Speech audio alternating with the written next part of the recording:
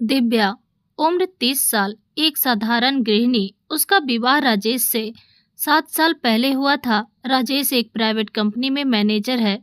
वह सुबह जल्दी ऑफिस जाता है और रात को देर से लौटता है। घर आते ही उसका थका हुआ चेहरा मोबाइल में डूबा रहता है। दिव्या से वह दो बातें भी नहीं करता। उनके बीच अब प्यार की जगह सिर्फ जिम्मेदारी ने ले ली है। दिव्या अक्सर खुद से पूछती है, ये रिश्ता कभी पूरा होगा भी या नहीं। जवाब कभी नहीं मिलता। पिछले कुछ हफ्तों से दिव्या को शरीर में एक अजीब बेचैनी महसूस हो रही थी। नीचे के हिस्से में जलन, हल्का दर्द और हमेशा थकान। पहले तो उसने नज़रअंदाज किया, सोचा कि समय के साथ ठीक हो जाएगा। लेकिन जब तकलीफ बढ़ी तो उसकी सहेली राधा ने कहा, दिव्या एक बार डॉक्टर अक्षय के पास चली जा। वो बहुत समझदार हैं, औरतों को आराम से समझाते हैं, गलत नहीं सोचते। दिव्या ने डॉक्टर अक्षय का नाम पहले भी सुना था, लेकिन जाने का हौसला नहीं हुआ था। छोटे शहर में औरत का पुरुष डॉक्टर के पास जाना मतलब अफवाहों की बाजार गर्म। लेकिन एक रात करवटें बदलते बदलते उसकी आंखों में आंसू आ गए। उसने ठान लिया, अब और बर्दाश्त नहीं करूंगी। अगले सुबह राधा ने स्कूटर पर उसे क्लिनिक छोड़ा। क्लिनिक सादा था लेकिन साफ सुथरा और शांत। वेटिंग रूम में 3-4 औरतें बैठी थी, हर चेहरे पर कुछ छुपा हुआ सा लग रहा था। जब दिव्या की बारी आई तो उसके हाथ कांप रहे थे। उसने दरवाजा खोला और सामने डॉक्टर अक्षय बैठे थे। सफ़ेद कोट, हल्की दाढ़ी और बेहद शांत आंखें। उनकी उम्र करीब 35-36 साल होगी। दिव्या जी, क्या तकलीफ है? उन्होंने फाइल देखते हुए पूछा। दिव्या हकलाते हुए बोली, पिछले कुछ दिनों से नीचे जलन हो रहा है और हल्का दर्द भी। कितने दिन हुए? 2-3 हफ्ते। पहले कभी ऐसा हुआ? नहीं। उसने सिर हिलाया। डॉक्टर ने कुछ नोट किया, फिर गंभीर स्वर में कहा, मुझे एक बार चेक करना पड़ेगा, तभी सही कारण पता चलेगा। दिव्या का चेहरा लाल हो गया। नहीं डॉक्टर साहब, सिर्फ दवा दे दीजिए ना प्लीज। उसकी आंखों में शर्म और डर था। कमरे में एसी की ठंडी हवा थी लेकिन उसके बदन से पसीना छूट रहा था। डॉक्टर अच्छा शांत स्वर में बोले, मैं समझता हूँ आपको शर्म आ रही है, लेकिन मैं सिर्फ डॉक्टर हूँ। अगर चाहे तो नर्स को बुला लूँ? नहीं, मैं कर लूँगी। उन्होंने थोड़ा रुककर कहा, आप पर्दे के पीछे जाइए, वहाँ बेड पर लेट जाइए, मैं आता हूँ। उस छोटे से कमरे में सिर्फ एक पर्दा और एक बेड था। दिव्या गई। उसे लगा जैसे सैकड़ों आंखें उसे देख रही हों। उसने हल्के गुलाबी सलवार कुर्ते को थोड़ा ढीला किया और बेड पर लेट गई। उसका दिल इतने जोर से धड़क रहा था कि उसे अपनी सांसें भी सुनाई नहीं दे रही थी। थोड़ी देर बाद पर्दा हटा। डॉक्टर अक्षय आए। रिलैक्स कीजिए, चेकअप में सिर्फ कुछ मिनट लगेंगे। दिव्या ने आंखें बंद कर ली। उसका स्पर्श बेहद संयमित और नरम था, फिर भी दिव्या का मन कांप रहा था। शायद स्पर्श से नहीं, बल्कि इस बात से कि वह अब भी खुद से जुड़ी नहीं थी। चेकअप के बाद दिव्या कपड़े ठीक करके बाहर आई। डॉक्टर टेबल पर कुछ लिख रहे थे, फिर उसकी ओर देखकर धीरे से बोले, आपको एक इन्फेक्शन है, लेकिन समय पर पकड़ में आ गया, खतरनाक नहीं है। अगर इलाज ना हुआ होता हो सकता है, लेकिन चिंता मत कीजिए, मैं दवा देता हूँ और कुछ सावधानियाँ बताता हूँ। आपने हाल में कोई नया साबुन या प्रोडक्ट इस्तेमाल किया? दिव्या ने सोचकर कहा, हाँ, एक नया साबुन लिया था, शायद उसी से हुआ। डॉक्टर अक्षय ने उसकी आंखों में देखा। उसकी नज़र स्थिर थी, जैसे कुछ पढ़ने की कोशिश कर रहे हो। ठीक है, सावधानी रखिए, 1 हफ्ते बाद फिर दिखाइए। दिव्या ने दवा ली और बाहर निकल आई, लेकिन अंदर कुछ खटक रहा था। डॉक्टर अक्षय की वो शांत नज़र उसके घर के हर कोने में घूमने लगी। अगले कुछ दिन अजीब गुजरे। दवाओं से शरीर का दर्द कम हुआ, लेकिन मन का एक कोना और बेचैन हो गया। जब भी वह आईने में खुद को देखती, एक थकी हुई औरत दिखती जिसकी आंखों में गहरे में कोई अनकही भावना छुपी थी। डॉक्टर अक्षय का चेहरा, उनकी शांत बातें बार बार याद आती। क्यों, यह उसे समझ नहीं आता था। फिर गई थी डॉक्टर के पास। राधा ने पूछा। दिव्या ने सिर्फ सिर हिलाया। फिर दिखा लेना, आजकल उनकी अपॉइंटमेंट जल्दी नहीं मिलती। 1 हफ्ते बाद दिव्या अकेले क्लिनिक गई। इस बार ना स्कूटर, ना सहेली, सिर्फ वह और उसकी बेचैनी। वेटिंग रूम में बैठी उंगलियां मड़ोड़ रही थी। क्या कहेगी, कैसे कहेगी कि अब शरीर से ज़्यादा मन दुख रहा है? दिव्या जी, उनकी आवाज ने उसे चौंका दिया। वह मुस्कुराई नहीं, सिर्फ धीरे धीरे उनके कमरे में गई। अब तबीयत कैसी है? उन्होंने वही सजा मुस्कान के साथ पूछा। थोड़ी बेहतर, उसने नजरें नीचे करके कहा। ये अच्छा है। उन्होंने फाइल पर कुछ लिखा, फिर रुक गए। मैं कुछ पूछ सकता हूँ अगर बुरा ना लगे तो? हाँ, अब बहुत थकी हुई लग रही हैं, सिर्फ शरीर से नहीं, जैसे मन पर भी बोझ हो। दिव्या ने उनकी ओर देखा। उन्होंने कैसे पहचान लिया? ऐसा कुछ नहीं, उसने झूठ बोला। हमेशा की तरह ठीक हूँ। वे चुप रहे, फिर धीरे से बोले, अब कोई तकलीफ है?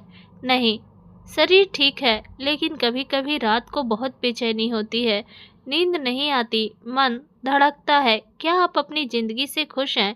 यह सवाल किसी डॉक्टर का नहीं था, किसी अपने का था। मुझे नहीं पता। उनकी आवाज हल्की हो गई। डॉक्टर अच्छे चुप बैठे रहे, फिर बोले, देखिए दिव्या जी, इलाज सिर्फ शरीर का नहीं होता, कभी कभी मन का भी इलाज करना पड़ता है, और उसके लिए दवा नहीं, कोई सुनने वाला चाहिए। दिव्या ने उनकी ओर देखा। उनकी आंखें जैसे कह रही थी, मैं सुन सकता हूँ। अगले कुछ मिनट हम दोनों चुप रहे। दिव्या ने पहली बार उन्हें ठीक से देखा।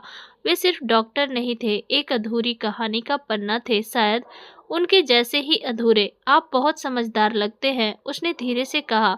शायद इसलिए कि मैंने भी बहुत कुछ खोया है। उन्होंने नजरें नीचे करके कहा। क्या खोया? मेरी पत्नी 3 साल पहले एक एक्सीडेंट में चली गई। तब से खुद को सिर्फ काम में डुबो दिया। शायद इसलिए मरीजों से अलग तरह से जुड़ जाता हूँ। दिव्या स्तब्ध रह गई। उस दिन हमने पहली बार डॉक्टर मरीज से आगे इंसान इंसान बनकर बात की।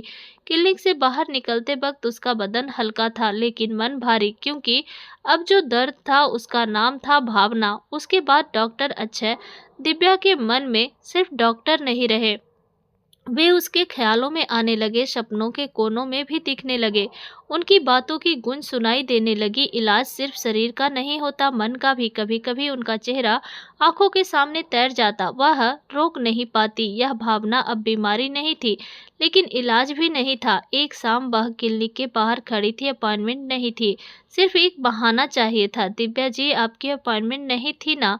रिसेप्शनिस्ट ने पूछा। हाँ, बस पेट दिखाना था, उसने झूठ बोला। झूठ बोलना अब आदत नहीं, मजबूरी बन गया था। जब वह उनके सामने बैठी, वे थोड़ा हैरान हुए। आप अचानक? रिपोर्ट दिखानी थी, कुछ खास नहीं, उसने नजरें चुराते हुए कहा। वे चुप रहे, फिर बोले, दिव्या जी, चाय पिएंगी? चाय? वह चौंकी। डॉक्टर और मरीज के बीच की लकीर धुंधली होने लगी थी। यहाँ नहीं, पास में एक जगह है। थोड़ी देर बाद हम क्लिनिक से बाहर थे।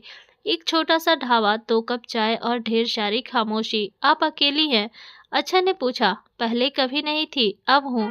उसके शब्दों में दर्द था जो उसने कभी जोर से नहीं कहा था। पति है, लेकिन है इसलिए नहीं है। हमारे बीच अब सिर्फ जिम्मेदारियां बची है। अच्छे कुछ नहीं बोले, सिर्फ ध्यान से उसकी ओर देखते रहे, जैसे हर अनकहे शब्द को सुन रहा हो। और आप? उसने पूछा। मैं अब कुछ भी नहीं हूँ, सिर्फ एक डॉक्टर जो दिन में बीमारियां ठीक करता है और रात को अकेलापन पीता है। उस शाम कुछ हुआ नहीं, लेकिन बहुत कुछ बदल गया। हमारी मुलाकातें अब इलाज नहीं रही, वे एक रिश्ते का रूप लेने लगी, जिसे हम नाम नहीं दे सकते थे। एक बार उन्होंने कहा, दिव्या जी, कल क्लिनिक के बाद थोड़ा रुक सकती हैं? कुछ बातें सिर्फ एकांत में कही जा सकती है। अगली शाम क्लिनिक शांत था। स्टाफ चले गए थे। दिव्या बैठी थी, मन में अजीब सी घबराहट लिए। अक्षय अंदर आए। सफेद कोट उतार दिया था। अब वे सिर्फ डॉक्टर नहीं थे, एक मर्द थे जिनकी आंखों में कुछ कहने की बेचैनी थी। मुझे कुछ कहना है, लेकिन डर लग रहा है। क्या? शायद जो मैं महसूस कर रहा हूँ उसे कहना आसान नहीं। बोलिए। शायद मेरे लिए सुनना भी आसान ना हो। उसकी आवाज़ काँप रही थी। दिव्या, मैं तुम्हारे बारे में सोचता हूँ, दिन रात, हर पल। मुझे पता है ये सब सही नहीं, लेकिन मन नियमों से नहीं चलता। अच्छा, उसने पहली बार नाम लेकर पुकारा। मैं भी बदल रही हूँ तुम्हारे लिए। उसकी आंखें भर आई। मतलब? ये प्यार है? शायद या शायद वो अपनापन जो मुझे कभी मिला ही नहीं। उस रात हमने कुछ नहीं कहा, सिर्फ एक दूसरे के सामने बैठे रहे। कोई स्पर्श नहीं, कोई सीमा नहीं लांघी। फिर भी सब बदल गया था। उस खामोशी ने बता दिया, ये रिश्ता अब सिर्फ डॉक्टर मरीज का नहीं रहा। उस शाम दिव्या उनके सामने शांत बैठी रही, ना कुछ पूछा, ना कुछ कहा, लेकिन उसकी सांसों ने सब बता दिया। हम एक दूसरे की आंखों में कुछ ढूंढ रहे थे, एक छुपी इजाजत या शायद आखिरी सवाल। दिव्या, क्या हम गलत कर रहे हैं? अक्षय की आवाज़ टूट रही थी। वह चुप रही। उसके होठ कांपे, लेकिन शब्द बाहर नहीं आए। अगर कभी लगा कि ये सब तुम्हारे लिए बोझ है, तो मैं पीछे हट जाऊंगा, लेकिन अगर तुम्हारे मन में मेरे लिए जगह बना ले रही है, तो मैं उसे खाली नहीं जाने दूंगा। उसके बाद हमारी मुलाकातें बदल गई। अब उनमें एक सुरूर था, एक डर, एक चाहत और एक अधूरी स्वीकार तोरी थी। एक रात दिव्या अपने बिस्तर पर लेटी थी। राजेश पास में सो रहे थे, लेकिन अब उसके साथ कोई रिश्ता नहीं बचा था। फोन की स्क्रीन पर अक्षय का मैसेज चमक रहा था। कभी कभी लगता है कि तुझे छू लिया तो पाप होगा, लेकिन फिर लगता है कि तुझे ना छू पाना उससे बड़ा पाप होगा। दिव्या के हाथ कांप रहे थे, मन धड़क रहा था। उसने लिखा, मैं कल आऊंगी, अकेली, सिर्फ तेरे लिए। अगली शाम क्लिनिक बंद था। अक्षय अकेले उसकी राह देख रहे थे। दिव्या सादे सलवार सूट में आई, कोई बनाव सिंगार नहीं। हम कुछ पल चुप बैठे, फिर उसने कहा, आज मैं मरीज नहीं हूँ और तुम डॉक्टर नहीं। अक्षय की आंखें नम हो गई। मतलब आज हम सिर्फ इंसान हो सकते हैं। उसने सिर हिलाया और धीरे से उनके पास गई। उन्होंने उसका हाथ थामा, बहुत धीरे, बहुत संयम से, जैसे कोई टूटी हुई आत्मा को जोड़ने की कोशिश कर रहे हों। उस रात हमने एक दूसरे को गले लगाया। ना कोई वासना, ना कोई उत्तेजना, सिर्फ एक अधूरी औरत और अकेला मर्द का अधूरा आलिंगन। मुझे खोने का डर लगता है, उसने उनकी छाती पर सिर रखकर कहा। मैं तो पहले खुद को खो चुका हूँ, अब तुझे पाकर शायद खुद को वापस पालूं। उन्होंने जवाब दिया। लेकिन अगली सुबह जब दिव्या घर लौटी, राजेश जाग रहे थे। रात भर कहाँ थी? हॉस्पिटल में। उसने झूठ बोला, लेकिन उसकी आंखों ने सच कह दिया। तू बदल रही है दिव्या, और शायद अब मुझे कुछ समझने की ज़रूरत नहीं। अब दिव्या दो जिंदगियां जी रही थी, एक दिन की जो झूठी थी, एक रात की जो सच्ची थी। इस डोर पर खड़ी होकर वह खुद से पूछती, मुझे प्यार मिला या सिर्फ भावनात्मक मोह? हमारी मुलाकातें अब आदत बन गई थी। हर बार अच्छा से मिलने पर एक नई उलझन, एक नई बेचैनी और एक अधूरा सुकून साथ लौटता। लेकिन अब ये रिश्ता छुपाने से थक गया था। समाज को कुछ नहीं पता था, घर वालों को कुछ नहीं पता था, लेकिन हमारा अंतरात्मा रोज सवाल पूछता था। एक शाम अक्षय ने उसे क्लिनिक के बाद एक पुराने मंदिर में बुलाया। मंदिर? दिव्या ने हैरानी से पूछा। यहाँ कोई नहीं आता, और यहाँ की शांति में जवाब साफ सुनाई देते हैं। उन्होंने मुस्कुराकर कहा। हम मंदिर के एक बेंच पर बैठे। हवा में हल्की ठंडक थी और मन में भारी शांति। दिव्या, हम बहुत आगे आ गए हैं, अब पीछे जाने का रास्ता दिखता नहीं, अक्षय ने कहा। दिव्या ने उनकी आंखों में देखा। वे थके हुए थे, लेकिन उनमें अभी भी एक उम्मीद जिंदा थी। अगर मैं कहूँ कि मैं तुझे इस जिंदगी से बाहर निकालना चाहता हूँ, तो तू मेरे साथ आएगी? दिव्या का दिल जोर से धड़का। ये वही आखिरी सवाल था जिसका जवाब सिर्फ मन से आ सकता था। वह चुप रही, फिर धीरे से बोली, अक्षय, तूने मुझे वो सुकून दिया जो मुझे अपने पति के साथ कभी नहीं मिला।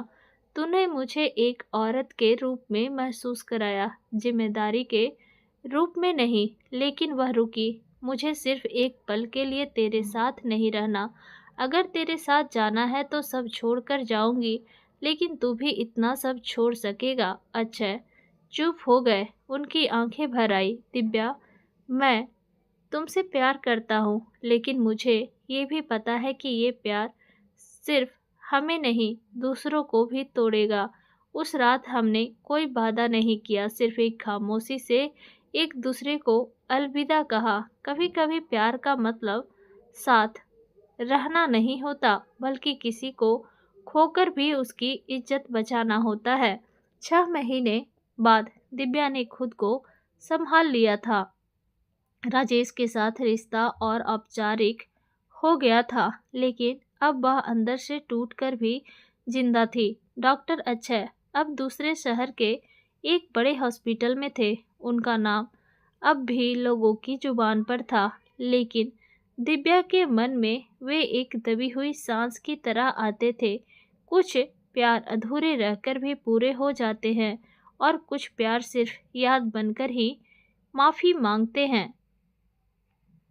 दोस्तों, आपको कहानी कैसी लगी कमेंट करके ज़रूर बताइएगा। अच्छी लगी हो तो लाइक शेयर, चैनल पर नहीं हो तो चैनल को सब्सक्राइब भी कीजिएगा। धन्यवाद।